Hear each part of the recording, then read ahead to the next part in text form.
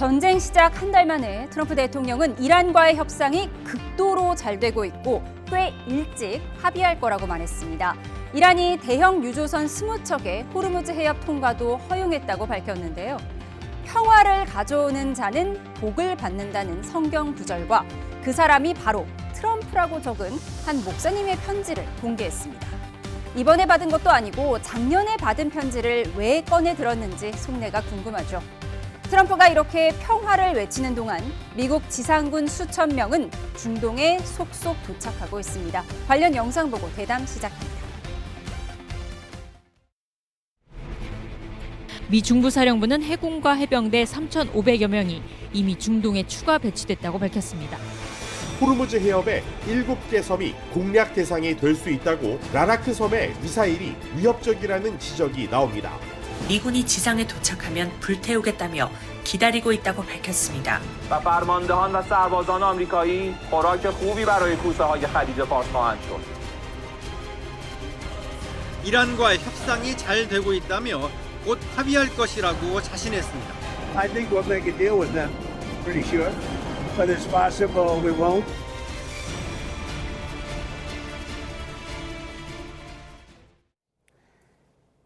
네, 오늘은 김영배 민주당 의원, 유용원 국민의힘 의원 두 분과 함께합니다. 어서 오십시오. 안녕하세요. 네, 이란과의 협상이 극도로 잘 진행되고 있고 곧 합의할 것이라고 생각한다. 트럼프 대통령의 발언이 워낙 오락가락하니까요. 이번엔 정말 믿어도 될지 어떻게 보십니까?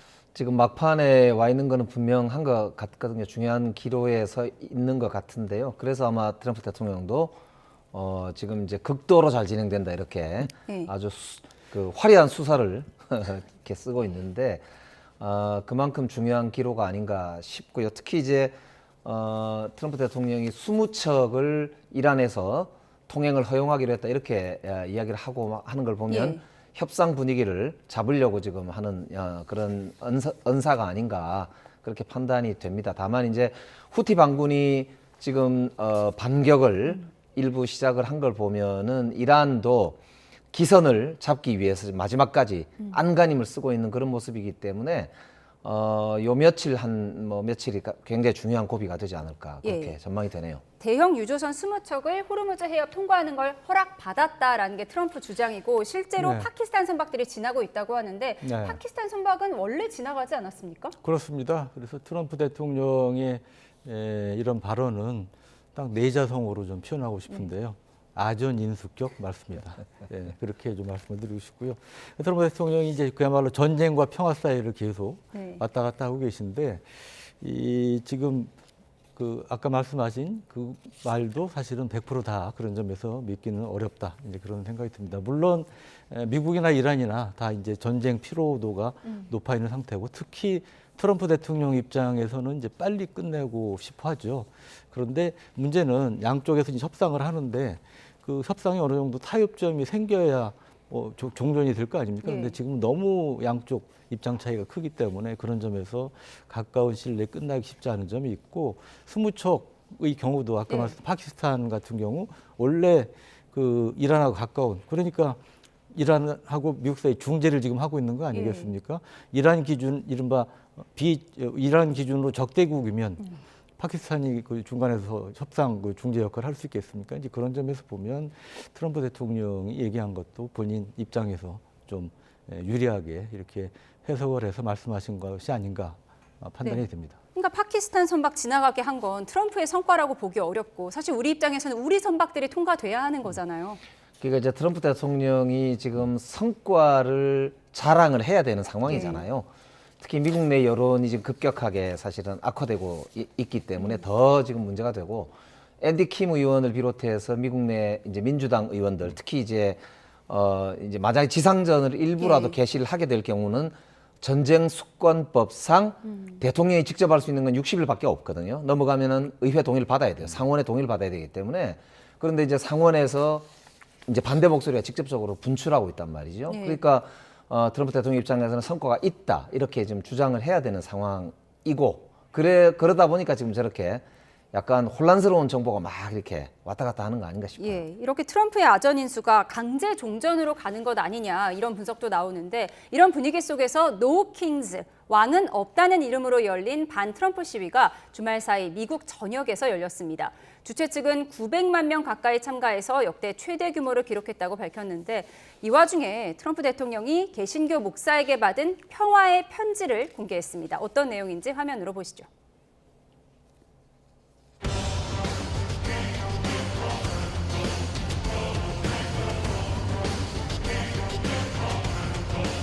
Trump has to be stopped. And that's what No Kings is all about.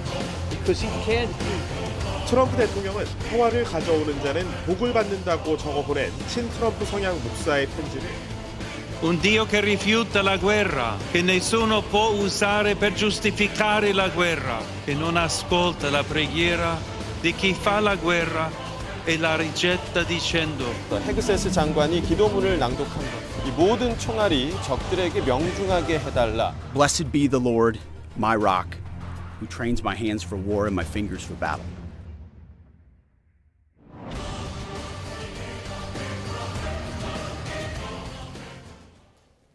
네, 이렇게 인명피해를 내고 있는 전쟁 중에 트럼프가 평화를 가져오는 자는 복을 받는다는 내용의 목사님에게 받은 편지를 올렸습니다.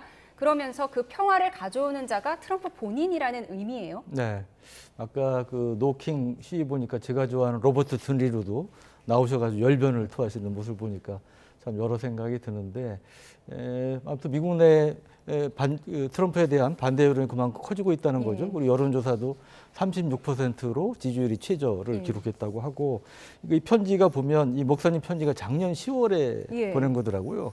그러니까 뒤늦게 공개한 거 아닙니까? 지금 받은 것도 아니고요. 네, 그러니까 이제 의도가 보이는 거죠. 그만큼 트럼프 대통령 입장에서는 어떻게 보면 이제 초저감의 발로에서 이런 편지까지 뒤늦게 공개한 것이 아닌가 생각이 듭니다. 예. 그런가 하면 이 레오 14세 교황이 이 내용을 봤는지 전쟁을 벌이는 이들의 기도는 하나님이 거부한다 이렇게 밝히기도 했어요. 그러니까 교황께서 미국인이시잖아요. 예.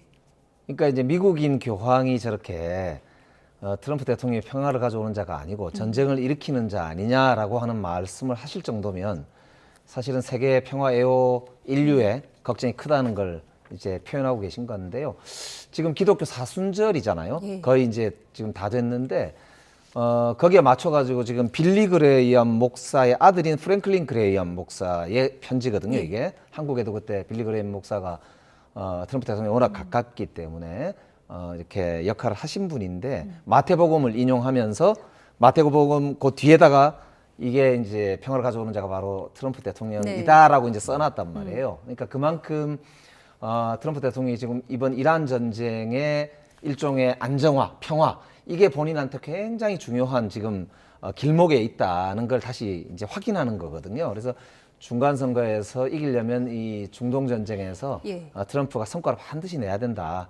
이걸 다시 상징적으로 보여주는 장면이죠. 이것도 보수 지지층에 소구하기 위한 또 전략이었다. 그렇습니다. 이게 지금 보시면은 J.D. 벤스 부통령 같은 경우는 마가 세력 아닙니까?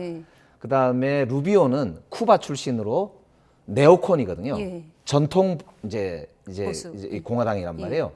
두 명이 지금 보면은 여론조사상 차기 대통령 후보 1위, 2위예요. J.D. 벤스가 1위거든요. 그러니까 이제 벤스는 빨리 전쟁을 끝내고 싶어하고 루비오는 확실하게 성과를 내고 싶어하고 요 이제 차이가 두 사람의 경쟁, 두 세력의 경쟁, 뭐 그런 것도 그대로 보여주는 장면인 거죠. 전쟁을 벌이는 이들의 기도는 거부한다는 교황의 메시지. 트럼프도 트럼프지만 피트 헤그세스 국방장관을 겨눈 메시지라는 얘기도 있어요. 피트 헤그세스 모든 총알이 적에게 명중하게 하소서 이런 기도문을 공개적으로 밝힌 사람이잖아요. 네, 그렇습니다. 지금 보면 이제 우려되는 것 중에 하나가 과거에 트럼프 일기 때 보면 제임스 매티스 장관이라든지 이런 사람들이 이른바 좌장으로서 트럼프 행정부, 트럼프 대통령의 그런 그 참지 못하는 이런 것을 견제하는 역할을 해줬는데 지금 미 행정부 내의 문제는 그런 역할을 해주는 사람이 없다는 거죠. 심지어 헤그세스 국방장관 같은 경우 이제 그런 역할을 좀 해줘야 되는데 전혀 그러질 못하고 어떤 때는 한술 더 뜨는 모습을 이제 보이고 있고 아까 말씀하신 그런 발언들도 이제 연장선상에서 이제 볼 수가 있는데 그런 점에서 지금 이란 전쟁에서 이제 우려되는 점 중에 하나입니다. 네, 과연 평화를 외치는 것이 진심일까 의문이 제기되는 가운데 미국의 첫 지상군 투입은 호르무즈 해협의 방어선 역할을 하는 7개 섬이 될 수 있다는 시나리오까지 나왔습니다. 실제로 지상군을 투입할 경우 어디부터 어느 곳을 공략하게 될지 지도 보면서 짚어보겠습니다. 네, 미군의 공격이 예상되는 5곳 화면으로 보여드리고 있습니다.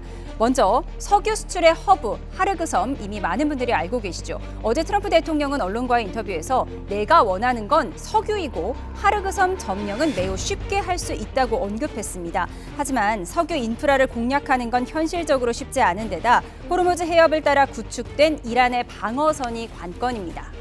보시는 것처럼 라라크 섬부터 시작해서 아부무사 섬과 캐슘 등 여러 섬이 보이는데요. 아치형으로 자리 잡고 있는 이 섬들은 호르무즈를 지키는 핵심 방어선 역할을 해서 떠있는 항공모함으로도 불립니다. 특히 전략적 요충지로 불리는 라라크 섬에서는 미사일이나 소형 공격정이 발사될 우려도 커서 이 섬이 가장 위협적이라는 분석도 나옵니다. 또 호르무즈 동쪽 해역에 정박해 이란산 원유 수출 선박을 납포하는 방법도 거론됩니다. 이란 본토에 지상군이 도달할 경우 본토의 전략적 요충지를 점령하거나 수도 테헤란에 숨겨놓은 고농축 우라늄을 확보하는 등의 작전을 펼치는 것도 전망됩니다. 협상과 평화 얘기와는 별개로 미국의 지상군 투입 시나리오가 구체화되고 있습니다. 그럼 정말 지상군 투입이 초읽기에 들어간 건지 아니면 우리가 지금 이 시간에 이렇게 분석할 정도면 이미 기밀이 아닌 거고 기습작전이 불가능한 거잖아요. 그러니까 지금 이제 이라크 전쟁 때 돌이켜 보시면은 미군이 15만 명 정도가 투입이 돼서 시작이 됐고 예. 최대 25만 명까지 투입이 됐다고 하잖아요. 그러니까 지금 뭐 15,000명 이야기를 하지만 사실 저 정도 병력 가지고는 일부 섬을 일시적으로 점령하는 것 정도 이외에 사실 장기전을 하기는 불가능하다고 봐야 되고 또 목표가 장기전을 수행하는 게 아니라면 협상과 병행할 수밖에 없는 조건이라고 봐야 되거든요. 그렇기 때문에 투입을 한다 하더라도 제가 보기에는 아주 짧은 기간 동안에 목표 달성을 위한 협상 달성 이거를 이제 전제로 하는 투입이라고 봐야 되기 때문에 저는 양쪽 다 지금 가능성이 있다고 보이고요. 그래서 미국 아까도 말씀드렸지만 미국 내에서도 이 소위 말하는 벤스로 대표되는 마가 세력하고 전통 공화당 세력 간의 경쟁이 있듯이 제가 볼 때 협상과 전쟁 내지는 지상군 투입이라고 하는 것도 단기간에 목표를 달성하기 위한 그런 옵션으로 봐야 되기 때문에 저는 둘 다 가능성이 있는데 지금 막판 협상이 좀 주목되는 게 그 이유라고 생각이 돼요. 예, 그러니까 미군 18,000명이 지금 중동에 도착했다고 하지만 이 정도 규모로는 전면전은 불가능하고 기습적이고 단기적으로 포인트 공격을 할 것이다. 지금 이런 분석을 주신 건데요. 맞습니다. 제가 지난주에도 이 자리에서 말씀드렸지만 대규모 지상전은 10,000명, 20,000명 가지고는 어림없습니다. 최소 10에서 15만 명 이상의 병력이 필요하고요. 더구나 이제 이란은 이라크보다 면적도 훨씬 크지 않습니까? 4배에 달하고 그러기 때문에 어려운 얘기고 그래서 김 의원님께서 잘 말씀해 주셨지만 지금 파병돼 있는 앞으로 추가로 파병될 해병대 병력까지 포함하더라도 일부 섬에 대한 일시적인 점령 정도가 가능하지 않을까 싶고 그래서 지금 이제 하르그 섬이냐 아니면은 아까 말씀하신 호르무즈 해협이 있고 7개 섬이냐 가지고 이제 전망이 엇갈리는데 하르그 섬은 이제 울릉도 3분의 1 크기가 아주 크지는 않습니다. 그런데 여기 이제 상당히 요소화돼 있고 문제 중에 하나는 이게 호르무즈 해협에서 무려 483km나 안에 들어가 있어요. 그러니까 그만큼 미군 함정들이 들어가서 작전하기는 리스크가 위험이 크다는 거죠. 그리고 이란 입장에서 하르그 섬이 점령당했으면 우리 앵커님 같으면 가만히 계시겠습니까? 온갖 미사일이나 드론 통해서 이제 공격을 하겠죠. 그렇기 때문에 장기간 주둔하기는 점령이 어려운 상황이 있고 호르무즈 해협의 7개 섬의 경우를 살펴보면 7개 섬 전체를 다 점령하는 것은 현실적으로 지금 전력으로는 거의 불가능하다고 봅니다. 왜냐하면 캐슘 섬 같은 경우는 굉장히 커요. 제주도보다 약간 작은 크기 정도의 굉장히 큰 섬이기 때문에 지금 만약에 이제 미 해병대가 일시적으로 점령한다면 가능성이 현실적으로 높은 게 아부무사하고 대tum부, 소tum부 이 3개 섬 정도에 대한 작전은 가능할 것 같습니다. 하지만 이 또한 이란이 미 해병대가 미군이 점령했을 때 가만히 있지는 않을 거기 때문에 장기간 점령하기는 쉽지는 않을 것 같다. 그런 생각이 그리고 듭니다. 뭐 또 섬을 점령한다고 하더라도 이란 측에서 자폭 공격을 해버리면 오히려 미군은 속수무책으로 당할 수밖에 없다. 뭐 이런 분석도 그렇죠. 있더라고요. 그러니까 미사일이나 아까 말씀드린 드론으로 계속 이제 공격을 할 가능성이 많기 때문에 왜냐하면 이란의 내륙 해안뿐 아니고 내륙에도 그런 무기들이 아직까지 살아남아 있는 게 있기 때문에 미군 입장에서 상당한 위험 요소가 될 수 있죠. 그렇기 때문에 위험 부담이 있다고 말씀드릴 수 있겠습니다. 예, 트럼프 대통령은 지난 주말에 호르무즈 해협을 트럼프 해협이라고 말했다가 뭐 정정했지만 의도된 실수다 이런 분석들이 나오는데 지금 후티 반군이 참전하면서 호르무즈 해협뿐만 아니라 홍해도 막을 수 있고 홍해를 막게 되면 이제 우리나라에 미치는 여파도 상당히 클 수밖에 없다 이런 분석이 있거든요. 그러니까 호르무즈 해협으로 원유가 수송되는 게 전 세계의 20% 정도인데 홍해로 하는 게 12% 정도라고 하잖아요. 그러니까 양쪽이 다 이제 봉쇄되게 되면은 전 세계적으로도 굉장히 경제적 충격이 클 것 같긴 합니다. 그런데 후티 반군 입장에서는 사실 2023년도에도 미국하고 한번 투닥투닥 했었단 말이에요. 그래가지고 그때 뭐 배를 100여 척 이상 이제 공격도 하고 이래가지고 그때 큰 이제 경제적인 문제가 일어나서 실제로 막혔잖아요. 맞습니다. 그때 이제 이후로 미국한테 호되게 또 당하기도 했고 협약도 맺은 바가 있어요. 그런데 이번에 후티가 참전한 게 생각보다는 조금 늦었다 그러잖아요. 그 말은 그만큼 이란에서 이제 계속 난리를 치니까 약간 늦게 이렇게 참전한 셈이라서 제가 볼 때는 전면적으로 홍해를 봉쇄하거나 하는 위험한 짓은 하지 않지 않을까. 왜냐하면 그렇게 될 경우는 정말로 미군하고 전면적으로 싸워야 되는 문제가 발생하기 때문에 거기다가 주변에 있는 걸프 국가들하고도 거의 전면전을 해야 되는 상황이란 말입니다. 그러니까 후티 반군이 그렇게까지 뭐 선택을 할까 싶긴 하거든요. 그렇기 때문에 조금 더 상황을 지켜봐야 되지 않을까 싶습니다. 홍해까지 막아버리면 뭐 사우디 등 다른 국가들도 참전해서 확전될 수 있기 때문에 그렇습니다. 그러니까 이제 사우디를 비롯해서 지금 걸프 4개 국가가 호르무즈 해협에 통행료를 주더라도 이제 차라리 호르무즈 해협에 안정을 보장하자 이렇게까지 이제 나오는 이유가 빨리 이제 안정화를 좀 시키기 위한 고육지책으로 얘기를 하는 것 같아요. 국제법상 사실은 이게 무해 통항권이라 그래갖고 이 공해를 지나가는 거는 사실은 돈 받을 수가 없거든요. 그렇죠. 그 국제법상 불가능한 이야기인데 뭐 그렇게까지 아이디어를 낼 정도니까요. 그 정도로 호르무즈 해협의 안정화 방안이 시급하다 이렇게 주변 국가들도 보고 있는 것 같아요. 그러니까 뭐 안보 서비스를 제공하는 대가로 돈을 받게 한다. 뭐 이런 자구책이 나오는 것 같습니다. 그런가 하면 이란은 미군 지상군이 만약에 도착한다면 모두 불태워버릴 것이다. 상어의 먹잇감이 될 것이다. 이렇게 반발을 하고 있어요. 이렇게 반격이 매서워지면서 사우디아라비아 미 공군 기지에 있던 E3 센트리 조기경보 통제기가 부서졌다고 하는데 이게 4,500억 원짜리라고 하더라고요. 어떤 무기인가요? 이게 이제 그 하늘에 떠서 하늘을 날아다니는 레이더 기준으로 보시면 됩니다. 그래서 회전하는 레이더를 통해서 반경 한 350에서 400km 내에 있는 수백 개의 항공기라든지 이런 것을 탐지해서 아군 전투기가 유리한 위치에서 작전하도록 유도할 수 있는 이제 그러한 역량을 가진 그 지휘통제기고요. 그래서 이게 사실은 굉장히 중요한 역할을 합니다. 그리고 비싸기도 하고. 근데 이게 실제 전투에서 파괴된 것은 처음이에요. 그렇기 때문에 미국 입장에서도 상당히 좀 타격이 있다고 볼 수 있는데 다행인 것은 이 조경보 통제 숫자가 그렇게 적지는 않습니다. 그래서 다른 이제 대체할 전력이 있다고 볼 수 있는데 상징적으로 하여튼 이란이 전력이 상당히 해군군력이 무력화되고 많이 파괴가 됐지만 아직도 간간히 이러한 권투를 얘기하면 잽을 날릴 수 있는 미사일이나 드론 전력은 갖고 있다는 것을 상징적으로 보여주는 장면이라고 봅니다. 이란의 반격으로 미국의 4,500억 원짜리 조기경보 통제기까지 지금 손실이 된 상황입니다. 그런가 하면 트럼프 대통령은 오늘 기자회견에서 모스타바가 행방불명이다라고 말하기도 했는데 이 은둔 중인 모스타바가 3번째 대외 공개 메시지를 발표했다는 외신 보도가 나왔습니다. 화면 함께 보시죠.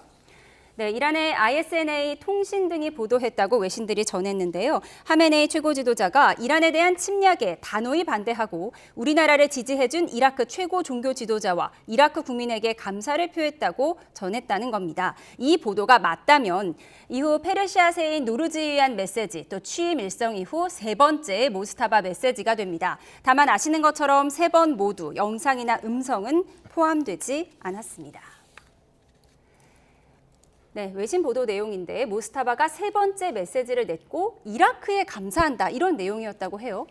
그러니까 지금 모스타바가 나타나지 않는 거는 지금 계속 참수작전이 진행이 될까 봐 지금 그러는 거잖아요. 그러니까 지금 이제 이 이란 입장에서는 이라크를 비롯해서 주변국들하고 그래도 우리가 저항의 축을 좀 살리자 이런 지금 취지를 좀 담고 있는 거라고 봐야 되거든요. 후티 반군은 이미 조금 반격을 하고 있고요. 그렇기 때문에 함께 저항하자 이런 메시지를 지금 계속 내고 있는 거라고 봐야 되고요.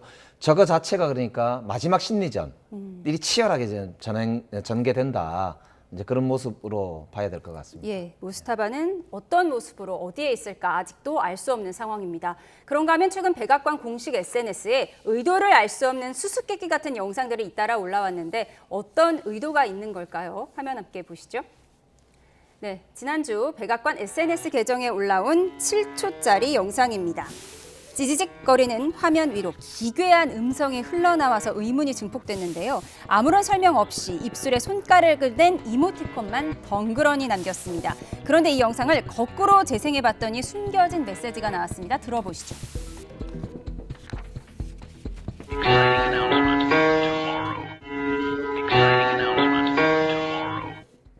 영상이 공개된 지난 27일은 미국이 이란의 협상을 압박하던 시기인 동시에 이란 에너지 시설 공습 유예를 연장한 날이기도 합니다. 이 때문에 극적 합의가 이루어지는 것 아니냐는 기대가 컸지만 다음 날 아무 발표도 없었습니다.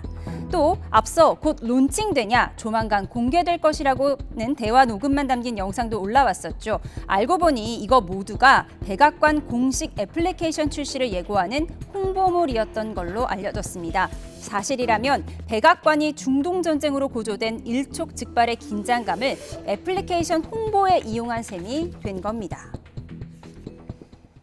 네, 저희가 지난주에 소개해드렸습니다. 백악관 공식 SNS에 찌지직거리는 수수께끼 같은 영상이 잇따라 올라오면서 이거 해킹 아니냐 이런 얘기도 있었는데 거꾸로 돌려봤더니 얘기가 나왔던 거예요. 내일 흥미로운 발표가 있을 겁니다. 이런 메시지가 있었다는데 백악관 왜 이런다고 보십니까? 그러니까 지난주에도 뭔가 하여튼 의도가 있는 것 같다 이제 이런 말씀을 드렸었는데 역시나 미국의 인지전, 심리전 활동 일환으로 보여주고 그러니까 내일 흥미로운 발표라는 게 이게 대규모 공습 또는 타격이 될지 아니면 극적인 뭐 평화협상과 종전협상 관련된 진전이 될지 이 기대감을 불러일으키지 않습니까? 그리고 이란으로 하여금 헷갈리게 만들 수 있는 이제 그런 요소도 있는 것이고 그래서 이번 전쟁의 특징 중에 하나는 우크라이나전도 그렇지만 굉장한 양측 모두 미국이나 이란이나 심리전, 인지전을 하고 있다. 여기에는 이제 SNS라든지 이런 것들을 적극적으로 활용해서 하고 있는데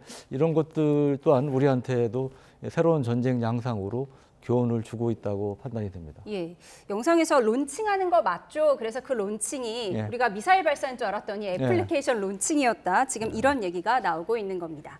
그런가 하면 북한은 특수부대원들의 훈련 모습을 공개했는데요. 특히 여군들의 훈련을 강조해서 그 배경에 관심이 모이고 있습니다. 화면 먼저 보시죠. 김정은 위원장이 특수작전 훈련기지를 방문해 훈련 모습을 참관했습니다. 북한 매체는 특수부대원들의 격파와 제압훈련 시범 모습을 10여 분간 방영했는데요. 마치 차력소를 방불케 하는 비현실적인 훈련 방식이 눈길을 끌었습니다. 조선중앙TV는 또 여성 대원들의 훈련 모습을 방영하면서 김정은 위원장이 기뻐했다고 강조했습니다. 들어보시죠. 김정은 동지께서는 만만한 자신심에 넘쳐있는 여성 특전대원들의 훈련 모습도 기쁨 속에 보아주시면서 뜻이 고무 격려하셨습니다. 여성 군인들의 영상이 상당 부분 포함돼 이례적이라는 평가가 나왔는데요. 마지막 사진 촬영 때도 김정은 위원장 주변은 온통 여성 특수부대원들이 채운 모습이었습니다. 딸 주애를 후계자로 삼은 것과 무관치 않다는 분석이 나옵니다. 네, 이 전쟁 시국에 북한이 특전사들의 모습을 공개한 의도가 있을 텐데요. 그러니까 김정은 위원장이 지금 이 이란 사태가 본인들한테는 전혀 상관이 없다. 그러니까 건재하다는 것을 그대로 보여주고 싶어하는 모습의 일환 같고요. 특히 5월 14일, 15일 날 이제 미중 정상회담이 예정돼 있기 때문에 트럼프 대통령한테 우리는 건재하기 때문에 협상 대상이다. 우리를 건드릴 생각을 하지 말고 우리하고는 하면은 협상이다. 이런 이제 시그널을 지금 보내려고 하는 그런 의도 아닌가 싶습니다. 예. 근데 저렇게 여군 영상을 공개한 거 아무래도 후계자가 여성, 딸 주애이기 때문일 거다 이런 분석도 있더라고요. 맞습니다. 제가 30여 년간 국방부 담당하면서 북한 특수부대 홍보 사진, 영상도 많이 봤는데 특수부대 여군 저 처음 봤습니다.